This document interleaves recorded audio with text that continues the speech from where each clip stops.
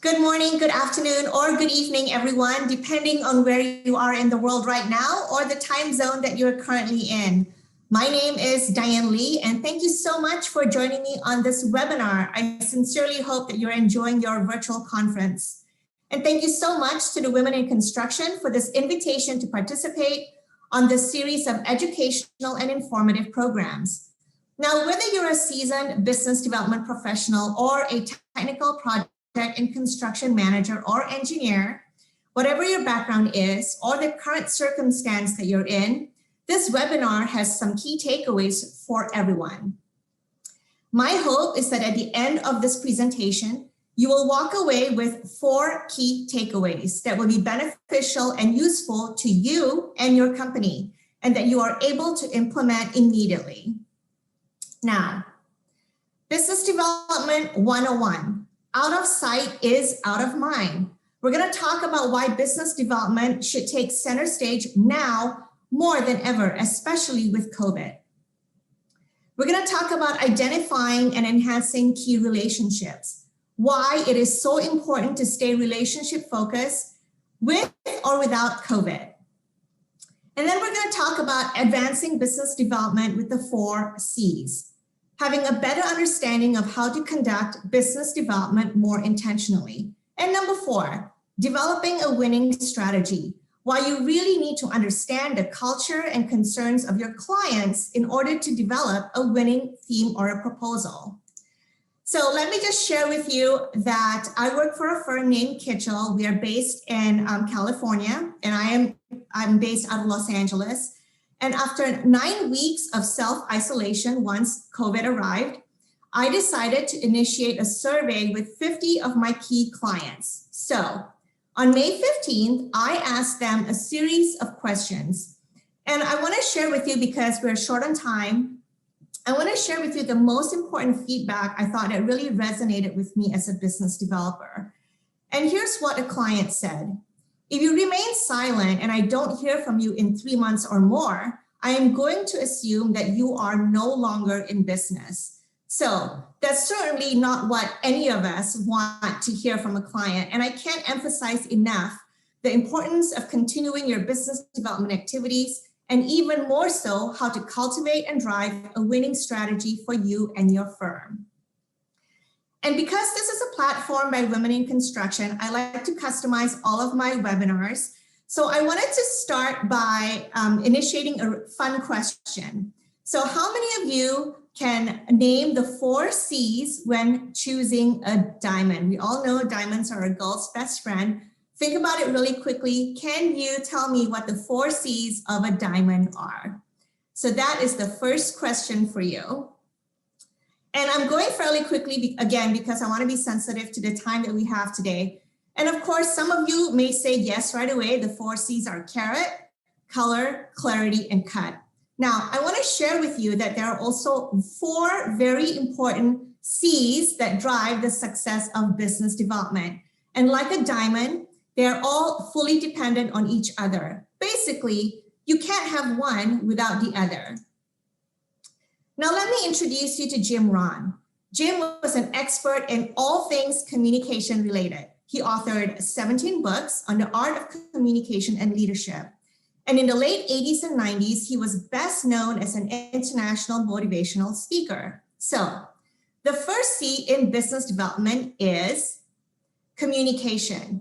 How you communicate and who you should focus your communication on is critical to the success of your business development activities. So there's no way you can do business development successfully if you're not communicating well. I'm sure most of you recognize this gentleman. The next quote is from Steve Jobs. Who was Steve Jobs? Well, he was a lot of things, but he's best known as the chairman, chief executive officer, and co-founder of Apple Inc. I'm sure all of you have an Apple device somewhere in your home right now. He tells us that great things in business are never done by one person. They're always done by a team of people. So the second C in business development is collaboration. Now, what is the third C in business development?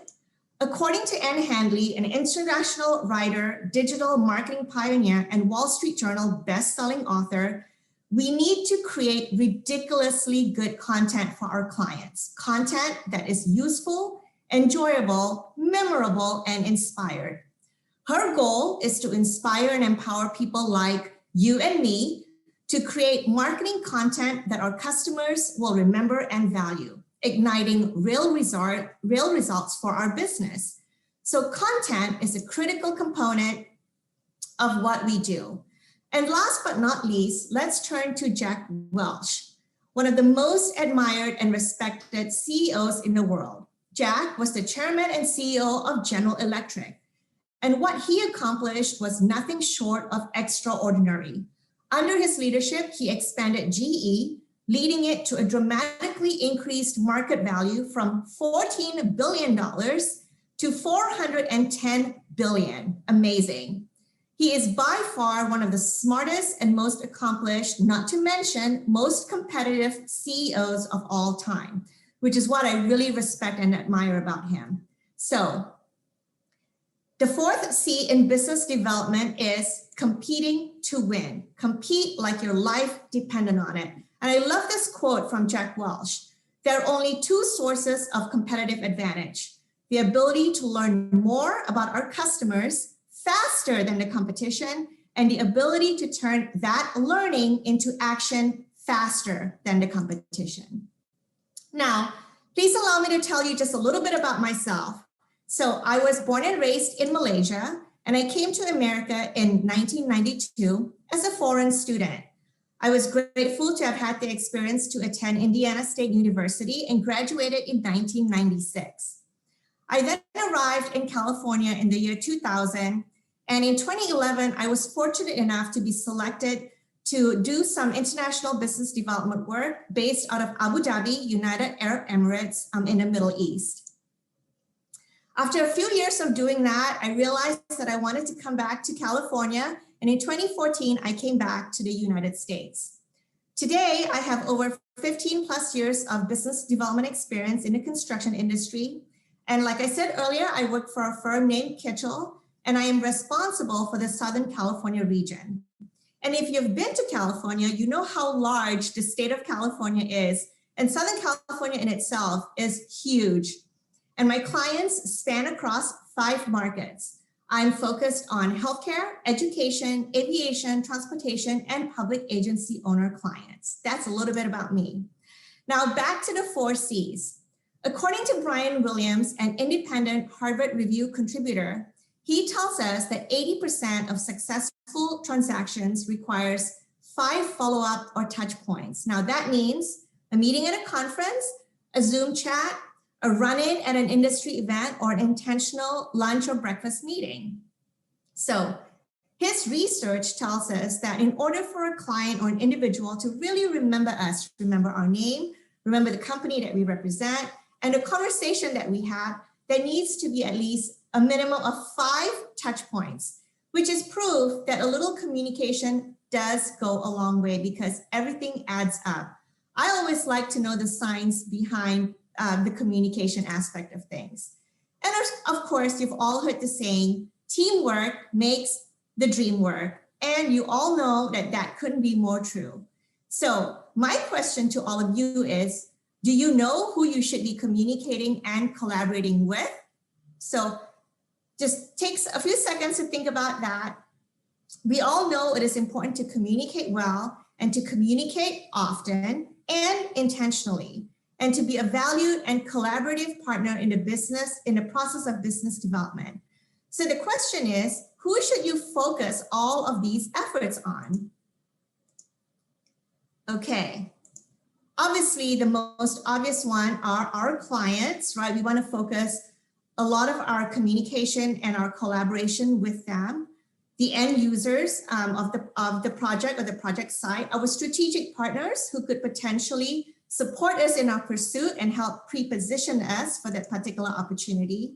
Obviously, your operations team, you want to make sure that they are in the loop of what your business development activities are.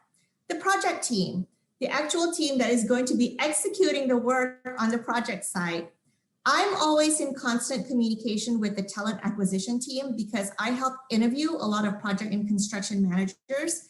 And I try to identify which project or construction manager best fits that particular project based on their skill sets and their qualifications.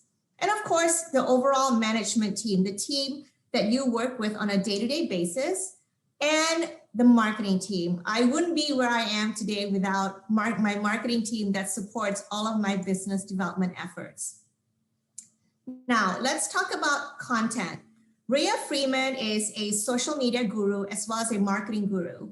And she tells us that content that doesn't add to your story or to your customer's story is a waste of your skills. And I'm sure this resonates with a lot of you, right? Why would you pick up an article if you don't care about it? It's really that simple.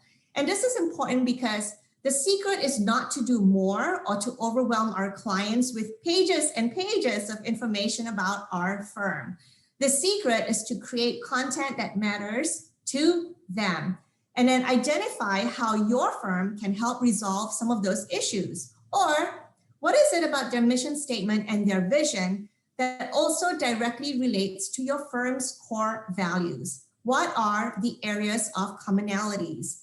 Where does your company culture align with your clients? Is it in sustainability? Is it in transparency? These days, it might be social equity. Do your research is what I recommend. I always do, and figure out what matters to your clients most. And then, of course, the definition of compete.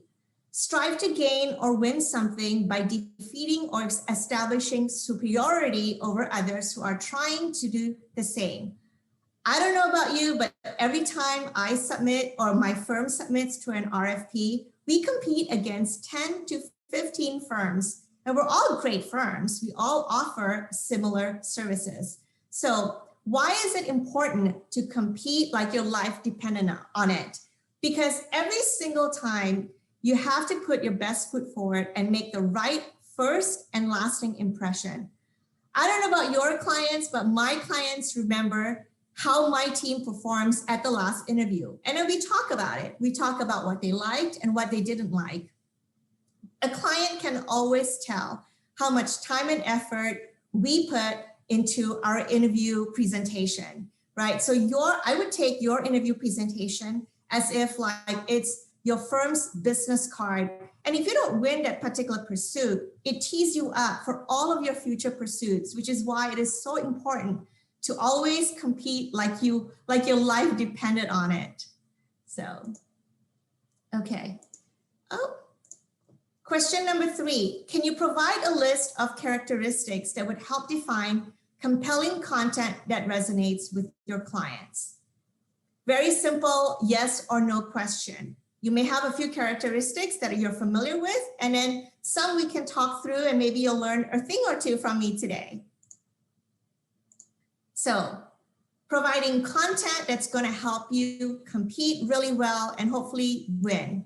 Of course, in today's environment, competitive fees is first and foremost. A lot of our clients are now looking at value-based selection criteria. So, if you are priced 10% higher than the lowest bidder, then obviously I would recommend that you relook or sit down with your technical team and relook your fee structure. Of course, what is your value proposition? How are you different from your competition? Are you providing solutions in your technical submission? How does the culture mesh? Are you speaking to your client's culture? What is it that your culture that resonates with their culture, and why is that important to them? Dress to impress. So I think more often than not, people get really creative these days, and we come up with amazing looking submissions, which are awesome. And my best recommendation is to ensure that your technical submissions are legible, they're easily digestible to the reader, and that your content wants to encourage them to flip to the next page or to the next section. Because honestly, that's what it's about, right? If you submit a 50-page technical submission, you want to make sure it's engaging and it looks great.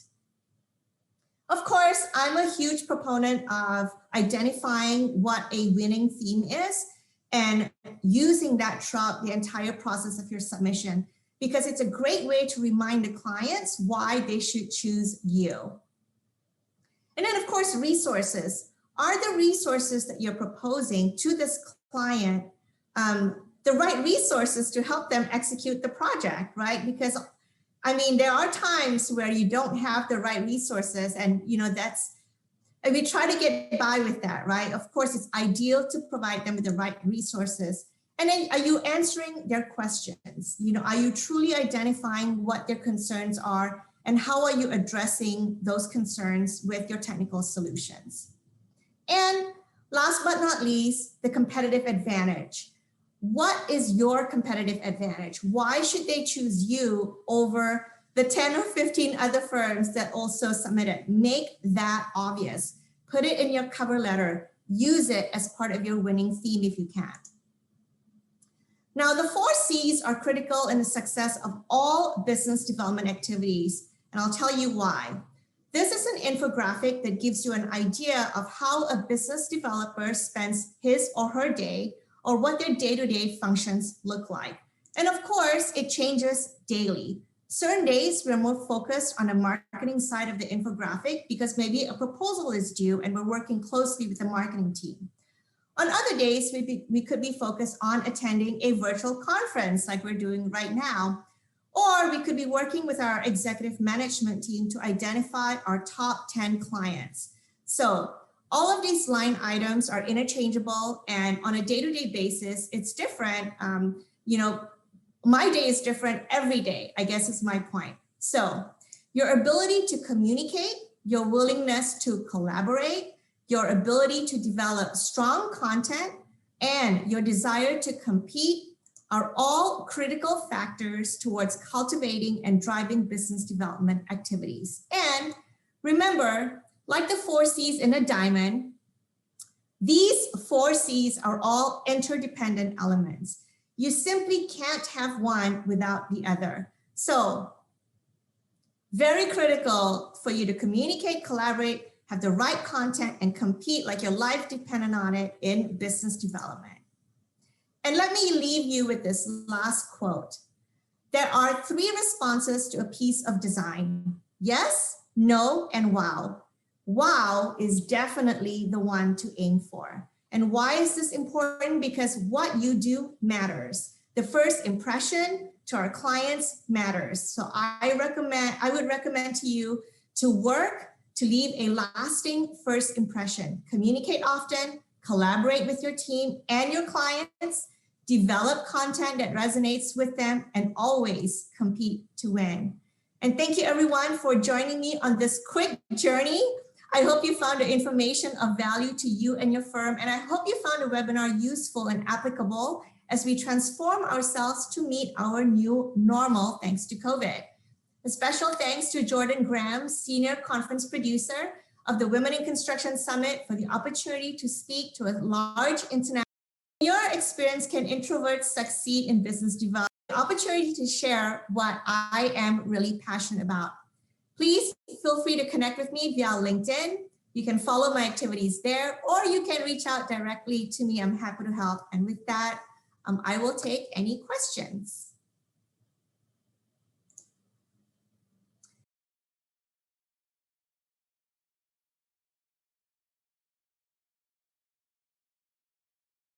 Okay, so I do see a question here. I feel like I'm a people person, but don't have sales experience. How can I get into business development? That's a great question. First of all, I'm happy to hear that you are a people person, because for a lot of people, that's the #1 obstacle. So it kind of sounds like you're social and you have the right personality. How can you get into business development? Honestly, the quickest and the fastest way is to get a mentor or to get a couple of mentors. I would start shadowing another business developer. I would reach out to a friend who is doing business development in your industry and say, hey, can I just shadow you on a couple of client meetings, a couple of calls? I mean, pre-COVID, I would recommend that you shadow them in person so you see how they engage with other people in a public environment or a public setting. Right off the bat, because of COVID, I recommend that you start getting on a lot of social video chats, right? And see how other people interact with other people, and then sit down with your internal team, start to identify who your client targets are, and then reach out to me, and I will go through all of the other remaining steps in business development, because it is a lot. There are a lot of different aspects to it. Okay, let's see if there's any other question. In your experience, can introverts succeed in business development? Another excellent question. Thank you for asking that question. So I will say one of my previous bosses was a civil engineer, and he will be the first to admit that he is an introvert. He doesn't enjoy business development, doesn't feel comfortable walking up to a stranger and introducing himself. Thankfully for him, he had me next to him, right, to help him go through that process. I've seen it happen before, and you'd be amazed how many introverts become great and successful business developers. I think once they warm up to the idea and once they start to grow their network, they start to really enjoy the conversation, because then they can start to talk about their projects. And they can start to talk about what they did where and what they're proud of, you know. And I think once you get a technical individual talking about their project and what they're most comfortable with, the rest just, you know, comes across. Then you can start talking about baseball or soccer or football, you know, or fishing, anything and everything, once they start to warm up and once they get past that level of nervousness. Great question. Okay. Let's see what else you guys have for me. What are your thoughts on creating a business development team from scratch? I'm a huge proponent of business development. I've seen my successes at the firms that I've represented. I think you need an individual or a team of individuals to help drive pursuits forward, right? More often than not, our technical team members are so focused on delivering the project and delivering it successfully. And I get that. But who's reaching out to the client? Who's talking to them about future opportunities? Who's tracking the capital budgets? Where's the money coming from?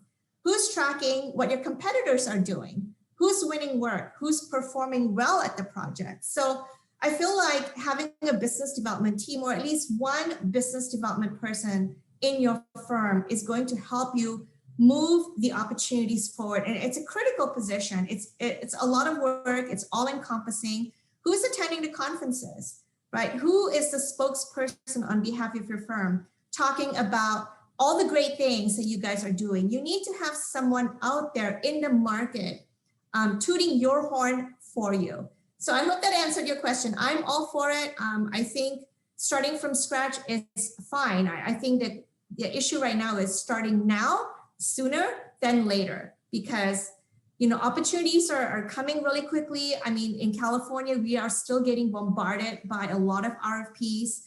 And so I'm glad that we have stayed active in the market, and we are, you know, attending webinars. We have people from Kitchell who speak on webinars, who are representing the firm, and all those are critical aspects of business development. Okay, we're at 10:30. How are we doing on time? We have 5 minutes, Diane, until our hard stop time. Awesome. Okay, that means I can take more questions. What tools do you recommend for business development within the high-end general contractor world? So that's a really great question. I would go back to your operations team, your CEO, definitely your COO if you have one, to really figure out what criteria are important to them. Obviously, a tracking tool is really, really important, right? So if you hear of a new pursuit, where is that going? Is it Cosential? What are you guys using? Cosential, Salesforce? I know firms that are using an Excel spreadsheet. At the end of the day, whatever that platform is, whatever that tool is, I'm just glad to say I'm happy that you have something, as opposed to a Post-it note, or as opposed to just remembering what the next 3 or 5 key pursuits are. I think as a team, you guys need to sit down, figure out what your operations budget is, and really figure out what works best for everybody. Because When you start dumping unnecessary data into something like Salesforce, it doesn't get utilized, right? So what you want is the team's buy-in. What platform are they going to be most comfortable with, and what kinds of information do they want coming out of it, right? Because that's super important. And then, of course, from a business development standpoint, what do you do with the information, right? And it's all about connecting the dots and figuring out who has those client connections and what are the necessary steps to take to drive that pursuit forward. So obviously a business development tracking tool is really important. There's some really good new ones out there that are accessible from your phone. And it's an app, and I'm happy to, I don't want to sound like a salesperson, but I'm happy to direct you to the right website if you're interested in looking it up. But I think any kind of tool that gets everybody to chime in on and that is accessible and efficient, to me, is a win-win for the whole team.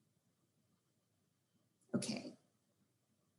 Are there any more questions for me? These are all amazing questions, you guys. Thank you so much for asking. I don't see any more. What are some of your tips for building relationships with your clients in a virtual environment? This is something I do day in and day out. Again, I think the social Zoom platform or whatever platform your company is using is great. My advice to a lot of business developers is leverage your existing network to expand on new ones. If you have an amazing client relationship with someone, I would get on a Zoom call with that client and say, hey, if there was another client within a school district or within a healthcare system or at a different airport, who would you recommend I reach out to? I guarantee you, your clients have a huge network of other clients, and oftentimes it goes untapped, right? So I always recommend business developers to think outside of the box, not only leverage the relationships of your strategic partners and your internal leadership team, but also leverage your clients' relationships to expand on new ones. Okay. Are there any more questions for me? I think I've answered all of them.